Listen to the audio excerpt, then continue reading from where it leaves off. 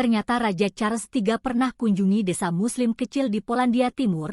Raja Charles III berkunjung 12 tahun lalu dan mencicipi hidangan khas setempat. Republika Co.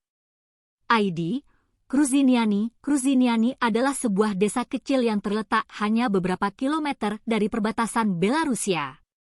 Kurang dari 100 orang tinggal di sana dan kebanyakan dari mereka adalah komunitas Tatar.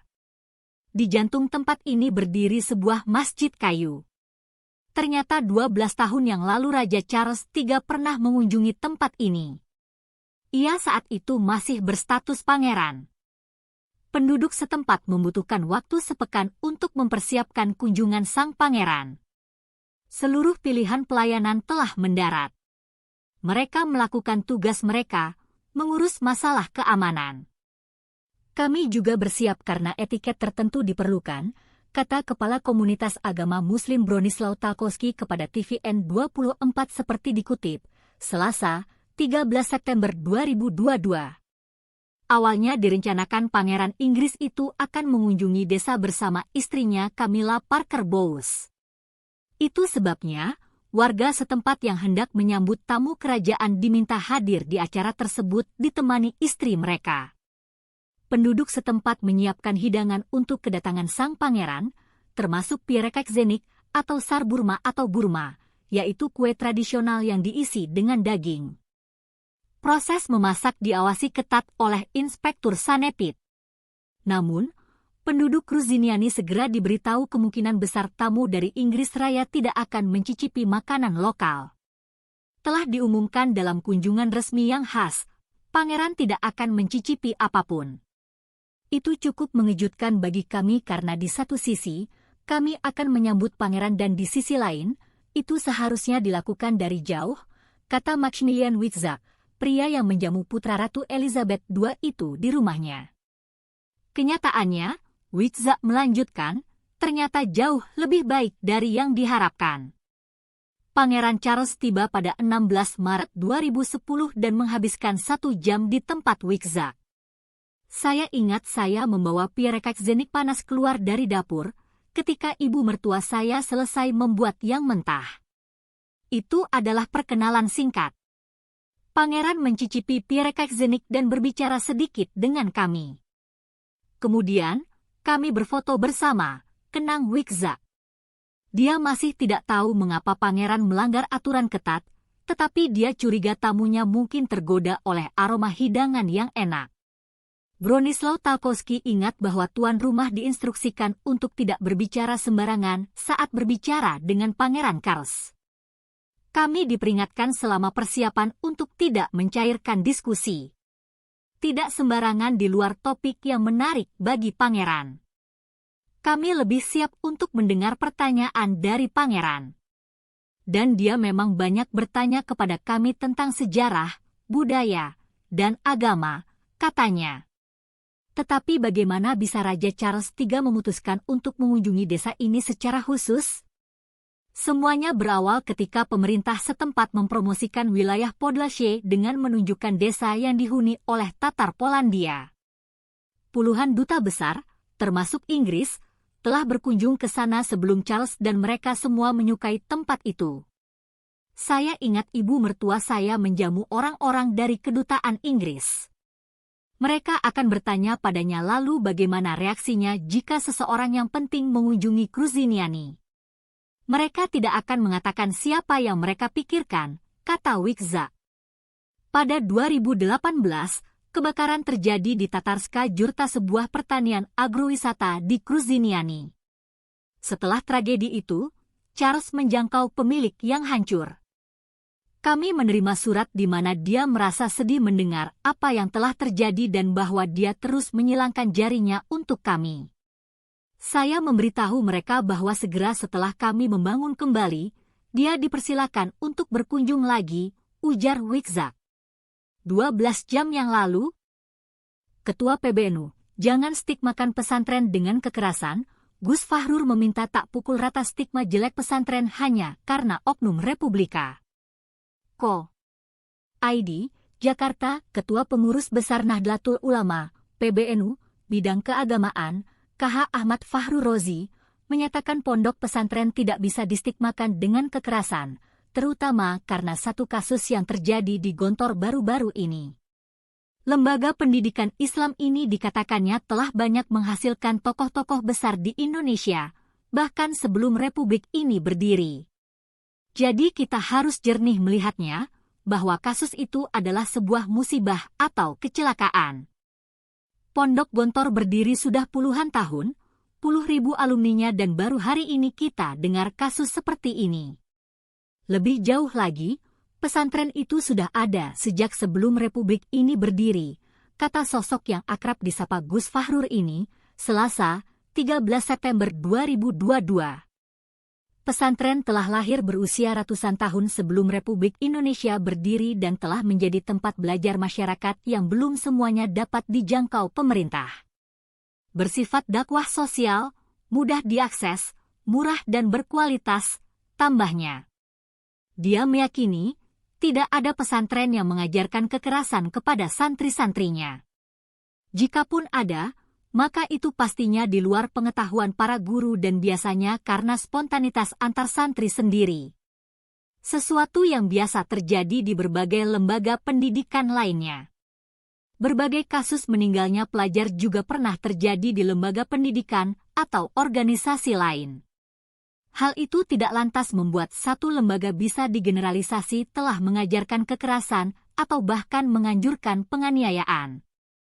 Pesantren mengajarkan kebaikan, kesantunan, mengajarkan ketertiban, disiplin ibadah. Tidak boleh kemudian hanya 1-2 kasus distigakan semua. Seperti di kepolisian, sekarang ada kasus kan, kita tidak bisa bilang bahwa polisi jelek. Ada oknum, ada kecelakaan yang sifatnya personal, ujarnya. Artinya ini semua musibah yang harus kita jadikan sebagai pelajaran agar kita waspada untuk jadi lebih baik, tambahnya. Para orang tua juga diimbaunya agar tidak ragu untuk memasukkan anaknya ke pesantren. Lembaga ini dikatakannya telah terbukti banyak melahirkan banyak generasi yang soleh dan berpengaruh. Orang tua hendaknya jernih melihat betapa banyak ulama, tokoh masyarakat dan generasi soleh yang telah lahir dari rahim pendidikan pesantren sejak zaman dahulu kala. Ada 29.000 pesantren dan 3 juta santri yang baik-baik saja, tidak dapat digebyah uyah, pukul rata, stigmatisasi jelek hanya karena 1-2 kasus kecelakaan atau musibah, jelasnya. 5 jam yang lalu, pria Yaman ditangkap karena umroh atas nama Ratu Elizabeth, pria Yaman ditangkap. Republika. Ko. ID, Riyadh. Otoritas Arab Saudi telah menangkap seorang pria asal Yaman karena melakukan ibadah umroh atas nama Ratu Elizabeth II yang baru saja meninggal. Video pria itu ketika berada di Masjidil Haram, Makkah, sempat viral di media sosial Saudi. Penjaga keamanan Masjidil Haram menangkap seorang warga berkebangsaan Yaman yang muncul dalam klip video yang membawa spanduk di dalam Masjidil Haram. Dia melanggar peraturan dan instruksi untuk umrah. Dia ditangkap, tindakan hukum diambil terhadapnya dan dia dirujuk ke penuntutan umum, kata Saudi Press Agency dalam laporannya, Selasa, 13 September 2022. Pria Yaman itu memang sempat mengunggah video dirinya saat berada di Masjidil Haram, Senin, 12 September 2022 lalu. Dalam video itu, dia memegang spanduk bertuliskan, "Umroh untuk jiwa Ratu Elizabeth II, kami meminta Allah untuk menerimanya di surga dan di antara orang-orang yang saleh." Videonya kemudian viral di media sosial Saudi. Banyak warganet Saudi menyerukan agar pria Yaman itu ditangkap. Arab Saudi melarang jemaah haji atau umrah yang datang ke Masjidil Haram dengan membawa spanduk. Mereka pun dilarang meneriakkan slogan-slogan. Terkait umrah, ibadah sunnah itu boleh dilakukan atas nama muslim yang telah meninggal. Namun umrah tidak diperkenankan jika dilaksanakan atas atau untuk non-muslim. Ratu Elizabeth II meninggal 8 September lalu di Istana Balmoral, Skotlandia, pada usia 96 tahun. Tahta kerajaan Inggris kini dipegang oleh putra mendiang Ratu Elizabeth, Raja Charles III. 5 jam yang lalu? Detiksport.com. Hasil Liverpool versus Ajax, gol Matip menangkan The Reds 2-1. Liverpool susah payah menaklukkan Ajax Amsterdam pada matchday kedua Liga Champions 2022-2023. Gol Joel Matip menangkan The Reds 2-1. Liverpool versus Ajax tersaji pada pertandingan grup A Liga Champions, Rabu, 14 September 2022, dini hari waktu Indonesia Barat. Kedua kesebelasan imbang 1-1 pada babak pertama. Mohamed Salah membuka skor lebih dulu pada menit ke-17. Ajax menyamakan kedudukan via gol Mohamed Kudus 10 menit kemudian. Joel Matip menjadi pahlawan Liverpool lewat golnya jelang akhir babak kedua. Skor tuntas 2-1 untuk Merseyside Merah. Jalannya pertandingan. Tim tuan rumah tancap gas sejak awal pertandingan. Belum ada peluang berbahaya tercipta hingga memasuki menit ke-15. Liverpool membuka skor pada menit ke-17. Berawal dari serangan Bali, Diogo Jota memberi umpan silang kepada Mohamed Salah yang dengan mudah menceploskan bola ke gawang Ajax. Liverpool nyaris menggandakan keunggulan lewat percobaan Luis Diaz dan Diogo Jota. Bola tembakan kedua penggawa The Reds itu masih belum menemui sasaran. Ajax menyamakan kedudukan pada menit ke-27. Memanfaatkan kelengahan sektor kanan pertahanan Liverpool, bola diterima Mohamed Kudus di kotak penalti dan menendangnya masuk ke gawang. Liverpool nyaris mencetak gol 7 menit berselang. Bola tandukan Virgil van Dijk menyambut sepak pojok dapat ditepis kiper Ajax, Remco Pasveer. Pasveer kembali menyelamatkan gawangnya dari kebobolan pada menit ke-41. Kali ini dia memblok 2 sepakan on-target Trent Alexander-Arnold. Van Dijk mendapatkan emas menjelang turun minum. Bola sundulannya kembali dapat diamankan Pasveer. Babak pertama berakhir imbang 1-1. Liverpool tidak mengendurkan serangan memasuki babak kedua. Rapatnya barisan pertahanan Ajax masih sulit ditembus Mohamed Salah dan kawan-kawan. Harvey Elliott mendapat peluang emas pada menit ke-63. Bola sepakannya dari sisi kanan kotak penalti masih menyamping dari gawang. Ajax hampir mencetak gol pada menit ke-74. Bola tandukan Daley Blind menyamping tipis dari gawang Liverpool. Darwin Núñez mendapatkan 8 menit kemudian.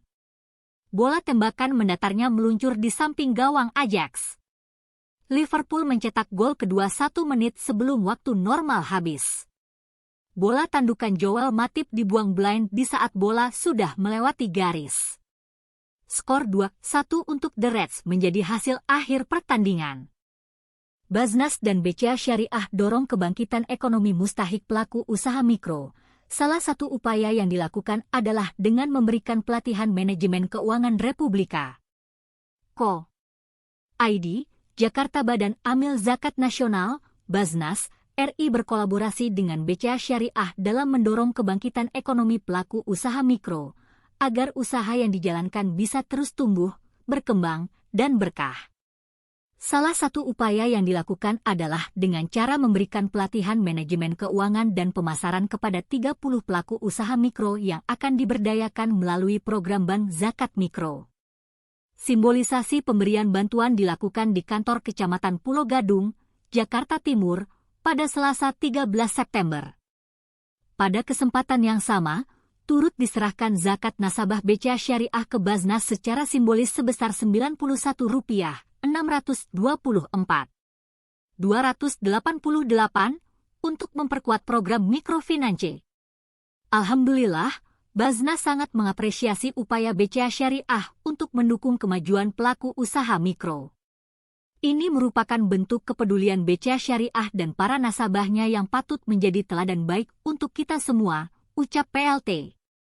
Direktur Pendayagunaan dan Layanan UPZ dan CSR, Eka Budi Sulistyo, di Jakarta, Selasa, 13 September 2022. Eka melanjutkan, keterampilan mengelola keuangan dan menyusun rencana bisnis menjadi skill yang harus dimiliki mustahik dalam menjalankan usaha. Dengan memiliki manajemen keuangan dan perencanaan bisnis yang baik, pelaku usaha mikro akan bisa mengatur aset yang dimiliki untuk memberikan nilai keuntungan dan juga dapat survival dalam menghadapi kondisi pasar yang terus berkembang. Dengan begitu, kelangsungan usaha bisa lebih terjaga baik secara jangka pendek maupun jangka panjang. Hal ini tentu sejalan dengan visi Baznas yang terus berkomitmen untuk menyejahterakan masyarakat. Semoga niat baik kita semua diberkahi oleh Allah Subhanahu wa Ta'ala. Terima kasih kami sampaikan kepada BCA Syariah dan seluruh nasabahnya, kata Eka. Direktur BCA Syariah, Pranata mengatakan, BCA Syariah menjalankan amanah dari nasabah untuk menyalurkan zakat melalui lembaga yang terpercaya dan memiliki kredibilitas yang baik. Zakat yang kami salurkan kepada Baznas ini merupakan dana zakat yang terkumpul dari nasabah BCA Syariah yang memanfaatkan fitur auto debit zakat pada produk dana yang dimiliki di BCA Syariah. BCA Syariah dan Baznas memastikan zakat diterima oleh orang yang tepat dan dapat memberikan manfaat berkelanjutan bagi pengembangan kapasitas usaha dan pemberdayaan ekonomi para mustahik untuk menjadi mikropreneur yang tangguh, kata Pranata. Kepercayaan nasabah menyalurkan zakatnya melalui BCA Syariah terlihat pada perolehan dana zakat, infak, dan sedekah, ZTS, di bulan Juni 2022 sebesar Rp98 juta meningkat 2 kali lipat dibandingkan bulan yang sama pada tahun 2021. Selain melalui fitur auto debit zakat yang tersedia pada produk dana, nasabah BCA Syariah juga mendapat kemudahan pembayaran zakat melalui channel BCA Syariah seperti mobile banking dan internet banking, kata Pranata. 12 jam yang lalu, Kompas. YouTube diketahui tengah menguji coba format baru untuk iklan yang akan tampil di pengguna YouTube gratisan. Dengan format tersebut, YouTube akan menampilkan 5 iklan berbeda sebelum video dimulai. Format iklan baru ini konon mulai diuji coba per September ini. Sejumlah pengguna YouTube gratisan mendapati ada 5 iklan yang harus ditonton sebelum video diputar. Biasanya, pengguna YouTube hanya disajikan 2 iklan di awal video. Pengguna YouTube gratisan yang terdampak mengeluhkan jumlah iklan tersebut. Keluhan itu dilontarkan di Twitter hingga forum Reddit. Salah satu pengguna yang mendapati format iklan baru tersebut mengeluh di Twitter. Melalui akun dengan handle @bedgyalvivi, ia mengatakan 5 iklan yang muncul terlalu lama, apalagi iklan tersebut tidak dapat dilewatkan atau skip. Baca juga, tanda-tanda YouTube kian seriusi konten audio podcast. Namun, tidak semua pengguna kebagian iklan tersebut, mengingat format ini masih dalam tahap uji coba. Pihak YouTube melalui akun Twitter tim YouTube lantas menanggapi keluhan tersebut. YouTube mengatakan bahwa format iklan itu disebut iklan bumper yang akan tayang di awal video. YouTube juga mempersilakan pengguna untuk memberikan masukan kepada perusahaan terkait iklan tersebut. Ini kemungkinan terjadi pada jenis format iklan tertentu yang disebut iklan bumper karena durasinya hanya sampai 6 detik. Bila berkenan, Anda dapat mengirimkan saran langsung dari aplikasi YouTube melalui alat kirim tanggapan, tulis akun tim YouTube. Sebelumnya pengguna YouTube gratis biasanya mendapati iklan di awal atau tengah video yang sedang ditonton, sebagaimana dihimpun Kompas Tekno dari Gisina, Kamis, 15 September 2022. Namun, jumlahnya hanya 1 atau paling banyak 2 iklan, dengan iklan kedua yang dapat di-skip. Dengan kata lain, jumlah iklan yang disisipkan YouTube untuk pengguna gratis menjadi 2 kali lebih banyak dan tanpa opsi untuk skip iklan tersebut. Belum jelas apakah format 5 iklan ini akan ditetapkan sebagai kebijakan perusahaan sepenuhnya atau hanya bagian dari rangkaian uji coba saja. Baca juga, menurut survei, remaja lebih suka nonton YouTube dibanding TikTok. Pendapatan iklan YouTube. Format iklan bumper bisa saja menjadi upaya perusahaan untuk memulihkan bisnisnya. Pasalnya, laporan pendapatan YouTube pada kuartal 2 2022 mencatatkan pertumbuhan terendah dalam 2 tahun terakhir. Menurut laporan Alphabet, induk Google serta YouTube, pendapatan iklan YouTube hanya tumbuh 4,8% 8% pada kuartal 2, 2022 dibanding periode yang sama tahun 2021, year-on-year menjadi senilai 7,34 miliar dolar sekitar Rp111, 1 triliun. Angka tersebut meleset dari perkiraan analis yang menaksir pendapatan iklan YouTube untuk kuartal 2, 2022 akan naik 7% menjadi 7,49 miliar dolar 112 triliun rupiah. Pertumbuhan pendapatan iklan YouTube memang rendah jika dibandingkan kuartal 2, 2021. Saat itu, pendapatan YouTube naik 84% menjadi 7 miliar dolar 104 rupiah, 7 triliun, karena pandemi. CFO Alphabet, Ruth Porat, dalam laporan pendapatan perusahaan juga mengaitkan lambatnya pendapatan iklan YouTube dengan perbandingan pertumbuhan yang signifikan selama pandemi, khususnya pada kuartal 2, 2021. Baca juga, penipuan royalti terbesar di YouTube rugikan 338 miliar rupiah. Menurutnya, cukup wajar ketika pertumbuhan naik signifikan kemudian turun sebagaimana roda kehidupan. Waktu akan membawa kita melewati putaran. Jadi, itu perhitungan yang jelas, kata Porat kepada analis. Selain siklus tersebut, Porat juga menyebut efisiensi klien yang beriklan di YouTube menjadi penyebab lainnya di tengah ketidakpastian ekonomi makro saat ini. Perlu dicatat bahwa pendapatan iklan YouTube yang disinggung di atas tidak termasuk pendapatan perusahaan dari langganan YouTube Premium dan YouTube TV. Dapatkan update berita pilihan dan breaking news setiap hari dari Kompas.com. Mari bergabung di grup Telegram Kompas. Com News Update. Caranya klik link https://t.me/kompas.com/data, kemudian join. Anda harus install aplikasi Telegram terlebih dulu di ponsel. Arab Saudi akan merilis robot pengantar khutbah Jumat. Robot pengantar khutbah Jumat akan diluncurkan Arab Saudi. Republika.co.id, Riyadh, Kerajaan Arab Saudi, dalam rencana terbarunya akan mengandalkan kecerdasan buatan untuk melayani pengunjung dan jamaah sholat Jumat. Kerajaan akan meluncurkan robot untuk membaca Al-Quran, khutbah dan azan di Masjidil Haram di Makkah. Dilansir dari Siasat pada Senin, 12 September 2022, robot tersebut bertujuan untuk menyampaikan pesan para imam dan muazin Masjidil Haram kepada para peziarah dengan menggunakan teknologi modern dalam melayani para peziarah. Presiden Umum dua Masjid Suci, Sheikh Abdul Rahman Al-Sudais mengatakan, robot baru ini hadir dalam proyek Kampus Pintar sesuai visi 2030 dan rencana strategis Presiden 2024, yang bertujuan untuk memberikan pelayanan maksimal kepada pengunjung di dua masjid suci. Dalam beberapa bulan terakhir, Kepresidenan dua masjid suci meluncurkan beberapa robot pintar, termasuk robot desinfeksi dan sterilisasi, robot farwas, dan robot pembersih permukaan Ka'bah. Bahkan kerajaan juga mengeluarkan robot yang khusus diperuntukkan mendistribusikan air zam-zam dalam kemasan kepada para jamaah haji. Robot tersebut akan berkeliling Masjidil Haram untuk membagikan botol air zam-zam. Sumber https://www. Siasat.com Saudi Arabia Robots to deliver sermons Adhan at Makkah's Grand Mosque 24099921, 5 jam yang lalu. Dalam RUU Sisdiknas, guru pesantren akan diakui secara resmi sebagai guru. Republika.co.id, Jakarta, Menteri Pendidikan Kebudayaan Riset dan Teknologi, Mendikbudristek, Nadiem Anwar Makarim mengatakan rancangan Undang-Undang Sistem Pendidikan Nasional, RUU Sisdiknas, akan memungkinkan guru pesantren mendapat tunjangan profesi guru, TPG.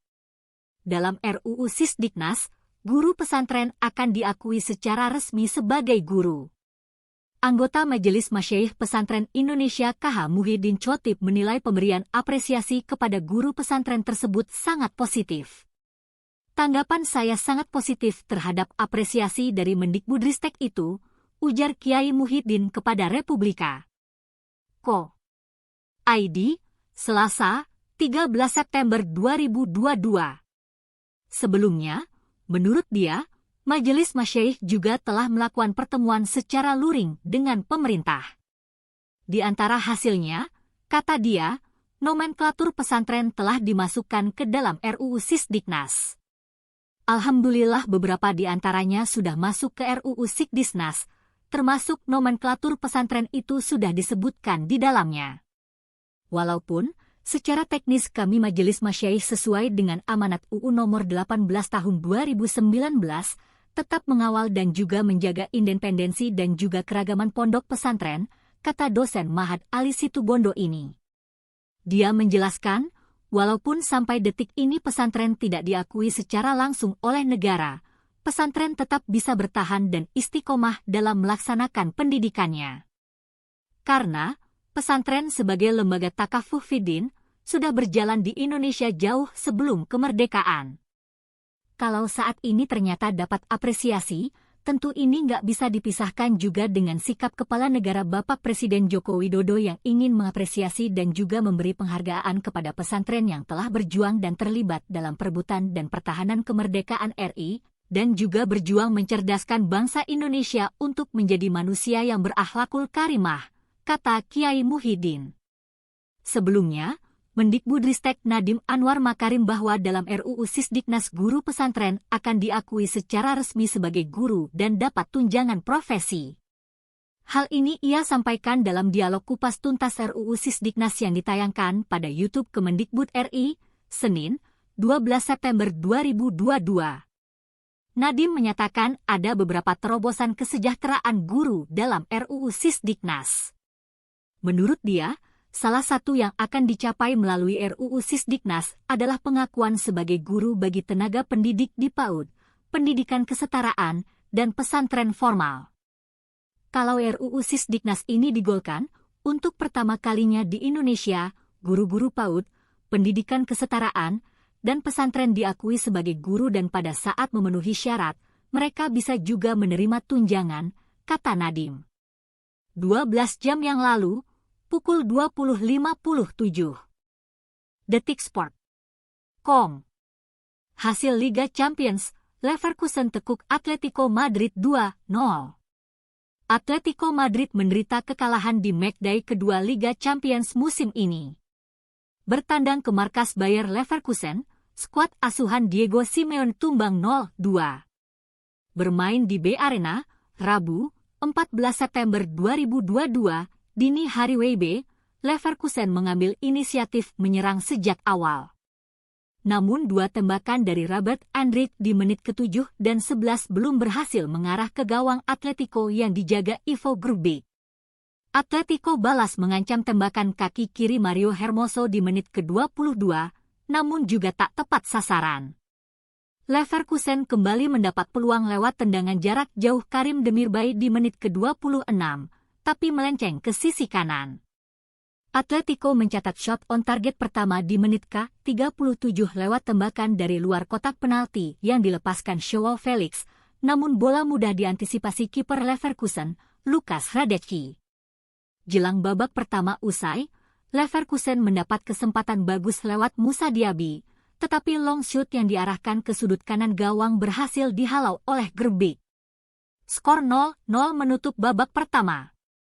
Pada babak kedua, Leverkusen kembali memberi tekanan.